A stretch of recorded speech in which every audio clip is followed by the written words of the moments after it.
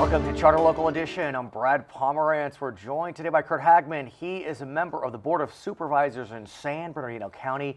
He recently returned from a trip to China.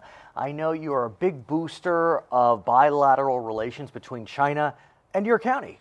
Absolutely, Brad. Thanks for having me back on. Of course. Back when I was in the Assembly, I had the highest Asian American population in the state. Right, I forgot that. Chino Hills and those communities as well, Diamond Bar, right. So it was a natural progression to, as we expand our population growth, our business base, to hopefully bring those investors and residents to San Bernardino County, especially my district on the west end. But you're very serious about this. I mean, every time I see you, we're talking about what you're doing to lure Chinese business into the county. And apparently you're having some success. Absolutely. Your most recent trip, I understand there's some announcements you can make. Is that fair? Sure, okay. Absolutely. Well, I went to 7 or 8 different cities in 9 days. We came back with 2 manufacturing plants that want to be relocated in California in San Bernardino County. So they've been handed off to the Economic Development Department to meet their criteria to find locations. Let me ask you if I may. I had been under the impression that the reason why the Chinese have been successful economically is because they can manufacture their products in their country, ship them over here, and still make a decent profit. So why is it now that they want to start manufacturing here? I think it's a couple things going on. This is my layman's version of it. No, it's all good. One, the standard of living in the cities are going up in China, so it's a little more equal. 2, there is that transportation cost. Okay. And 3, the market in China is much less certain than it was. Meaning? So if you have a lot of assets, you may want to diversify. I see. Because last year alone, their stock market took a 40% hit. Right. And even though they went up 300% the previous years, right. It still was a hit. So if you could get out while it's high, diversify, put some assets in different areas, kind of keeps you from going up and down in the market. And it seems as if San Bernardino County is a great hub for these Chinese products because we're right essentially on the coast, and then with the port traffic coming through, they can just kind of stop on by San Bernardino and then take it to the rest of the country. All the logistics come through San Bernardino County to the rest of the country. We have quite a bit of that anyway, and we have good workforce. We have still fairly reasonable priced land. Right. We're very expansive. We have the good infrastructure. Good weather. Yeah, right. Great weather compared to when I was there. Right. And so all those things come into factor. The biggest thing when I go over there is trying to explain where we are. Even though we're the largest county in the United States, we're San Bernardino. It's like 45 minutes out of downtown. Like, oh, okay. Okay, perfect. So it puts it in perspective. And it's funny how you have to explain where it is because we kind of assume where it is. Can you tell us what products? Yeah, one of them is Tisco Steel. It's the largest stainless steel manufacturer in China, and they want to build a couple of plants to build stainless steel items. And I got to tour, and it's interesting what they have. They have the industrial park around their stainless steel manufacturing plant. So they have another 300 companies that use their product to manufacture things right there in that one town. I think they have over 150,000 people working as one site. So some of those are partnering up to bring some of their products that they want to market here in the United States. One of them, I think, is barbecues, for example. So, ship the raw materials. We have the free trade zone in certain areas of the county that you can bring them in without paying the import tax. They don't pay import tax until they manufacture a product, and then they pay the tax when they actually sell it. So it's cheaper than paying the import tax because you may not use all the scrap materials. You may only use So they're still going to bring materials into the states, into your county, and then they'll be manufactured there and then sold. Yeah, and when they're sold, they pay the tax on the items they sell. And a county can do that? It's actually set by the federal government. We have areas that you apply for. I see. Around Ontario Airport, for example, is a big free trade zone. I see. So barbecues, do we know much else? Or they're looking at other things as far as the marketing, and they won't tell me all their stuff. But we did give us the parameters to look for. What about the airport? Because, again, I know that you're still celebrating the return of Ontario Airport to local control, and I know that you've been working to try to convince some airlines to use Ontario as, I'll call it a hub. China seems very like much. obvious. Well, both on passenger and shipments as well. It's very important for Ontario. We have so much capacity to work on. And for our residents who want to fly domestically, I need to get international flights in order to get more domestic hubs as well. Of course. All that goes into the formula to keep the airlines cheaper. So we want to get our prices down. We want to have more business there. So again, showing that there's an alternative to LAX for the market base of Southern California.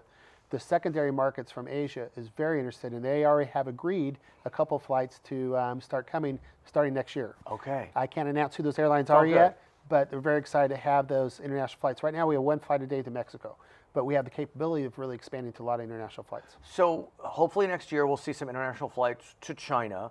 What about these manufacturing plants? Do you have a sense, sir, of when construction might begin, when jobs might be available? We're looking at this year to actually start building, but they have Really? to build a U.S. company, transfer the assets. So while our economic development partners working with their staff, find locations, they aren't just writing a check from China. They have to build a U.S. company. I understand. So that's going through that process right now. So I'm hoping by the end of the year they're formed and purchased in escrow, and by early next year they're building the facility. The tilt-ups go fairly quickly, so hopefully by summer next year we'll have jobs. That's really exciting. I mean, truly, it could be transformative for a county that has had some tough times. Doing better for sure, but the recession was hard on San Bernardino County. Absolutely. We have a lot of opportunities there. I want to talk about transportation, if I may. As you know, in Los Angeles County, there'll be a measure on the ballot to extend their sales tax measure for transportation funding.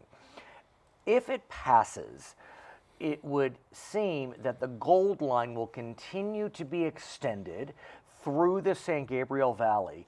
And the discussion is for the next phase, it would, at least that phase, stop in Montclair. Now, Montclair is just inside San Bernardino County. So the Measure M, or R2 as we call it, can't spend money in San Bernardino County, but I believe there's already some excitement. I've been very supportive of the extension of the Gold Line, not only through Montclair, but through Upland going through Ontario to the airport, and to connect it to our public transportation rail systems in San Bernardino. So we have to come up with a way. We don't have the funds for that either. We'll watch this measure in November very closely in LA, and then we'll try to figure out how we can come up with the funds. There's little creative tips that we're looking at. Does San Bernardino County have its own self-help measure in terms of transportation tax? Yeah, Measure I right now. So could those funds be used? They're already allocated. They're allocated. They're allocated already by, I sit on that committee on Sandbag. And so we have to come up with a new source. It could be extension of what we have. It could be a separate property type tax, maybe around the airport even, since it's benefiting the airport. There's a lot of different things we could look at, but we definitely need come funding. I'm definitely a proponent of extending that all the way to the airport. Because if you think about it, sir, if we could get the Gold Line to Ontario Airport, that means literally you could go from the sea in Santa Monica all the way to Ontario Airport. And think about how many stops are along those lines. And, LAX, God bless them, but it can be impacted. Yes. And so if you're able to get people seamlessly to Ontario Airport, that could really be a huge boom. No, we believe the same thing, on the same thought. And frankly, we can't build any more freeways. We're done building freeways in the Southern California basin. There's no more room to do that. We can make improvements to our current freeway system we have, maybe add a lane here and there, but it's not going to be new routes. So we need to look at these alternative transportation models. How close are we to getting a sense as to whether the Gold Line can be extended? There's plans on the table. We're actually looking for funding to start the environmental review process. As you know, it takes a while. I do. That'd be the first section to do, is fund that, and then go from there to try to actually, bond out or do something to build the rest of the section. And what about funding from the state? Your former friends, or you're still your friends, but your friends in Sacramento, they're still rustling around with transportation funding formulas. But as I understand it, sir, most of that's for roads. Or is it also for public transportation? There can be. There's the cap and trade tax. We're still, right. Well, that's the governor's putting toward the and they can't sell anything. They're still trying to catch up of keeping the road maintenance we have for Caltrans, and it's fallen on the counties where it used to be the state's responsibility. We were to build it and they were to maintain it. Now we're trying to figure in our models how to maintain them, because there's really not enough funding. What about the federal government? If M passes in LA County, again, I would think they could get some matching funds, but then somehow your county comes in. We will definitely apply for anything that's out there, and this November election is going to be critical as far as what the makeup is and what their priorities are when the new administration comes into play. Okay, his name is Curt Hagman. He is a member of the Board of Supervisors in San Bernardino County. My name is Brad Pomerance on Charter Local Edition.